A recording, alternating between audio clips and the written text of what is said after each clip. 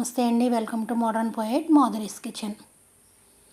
ఈ రోజుల్లో ప్రతి ఒక్కరికి ఏదో ఒక విటమిన్ డెఫిషియన్సీ కంపల్సరీ ఉంటుంది. అందులో మెయిన్లీ ఐరన్ అన్నమాట.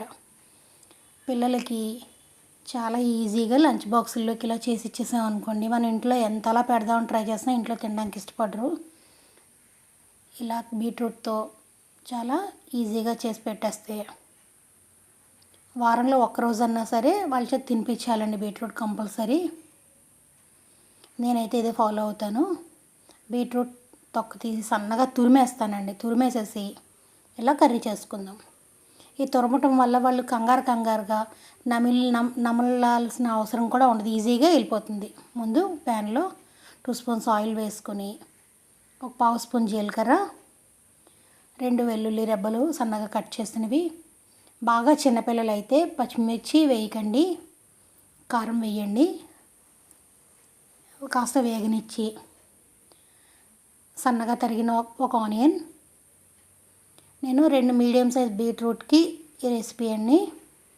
సన్నగా తరిగిన ఆనియన్ కాస్త వేగాలి, పచ్చివాసన పోయే వరకు వేయించుకొని, మనం తీసుకున్న క్వాంటిటీకి కాస్త పులుపు, ఉప్పు, చిన్న చాట్ మసాలా తగిలితేనండి పిల్లలు ఇష్టంగా తింటారు. లేదు అంటే పచ్చివాసనలు అవి ఉంటే వాళ్ళు ఇష్టంగా తినరు కదా. 2 టమోటాలు, ఉప్పు కాస్త తగ్గించే వేసుకోవచ్చు, ఎందుకంటే బీట్రూట్కి ఎక్కువ ఉప్పు పట్టదు, అందులో ఉంటుంది కదా సహజంగానే. కారం మీ ఇష్టాన్ని బట్టి వేసుకోండి. చిటికెడు కారం వేసి బీట్రూట్ని తరిమి పక్కన పెట్టుకున్నాం కదా. ఈలోపు ఇది టమోటా మగ్గటం కోసం మూత పెట్టేసుకుందాం. ఏ కూరలైనానండి మూత పెట్టి వేయించేసి నీళ్ళు పోసి ఉడికిచ్చే కన్నా సిమ్లో మగ్గుతూ ఉడికిన దానికి టేస్ట్ ఉంటుంది. ప్లస్ విటమిన్స్ కూడా అంత ఎక్కువ ఆవిరవ్వవు అన్నమాట, మినరల్స్ అవి ఆవిరవ్వవు.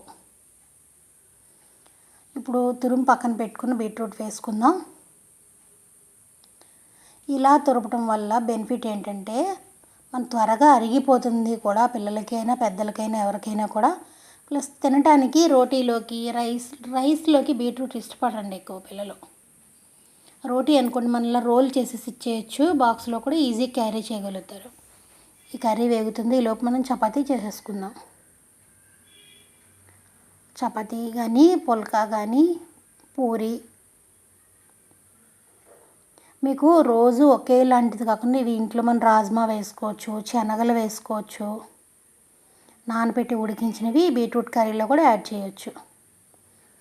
ఏదేమైనా వీక్లీ వన్స్ మనం బీట్రూట్ తినిపించగలిగితే పిల్లలతో హెల్త్ బెనిఫిట్స్ చాలా ఇంక్రీజ్ అవుతాయి వాళ్ళకి.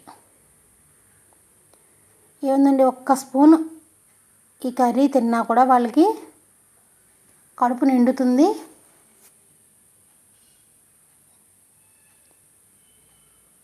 అంతే అండి, కర్రీ రెడీ అయిపోయింది. దీంట్లో మనం డ్రై ఫ్రూట్స్ కూడా జీడిపప్పు కూడా వేసి పెట్టవచ్చండి. అంతే, టేస్టీ హెల్దీగా రెడీ అయిపోయిన బీట్రూట్ కర్రీ. మనకైతే బీట్రూట్ జ్యూస్ కూడా మంచిదేనండి.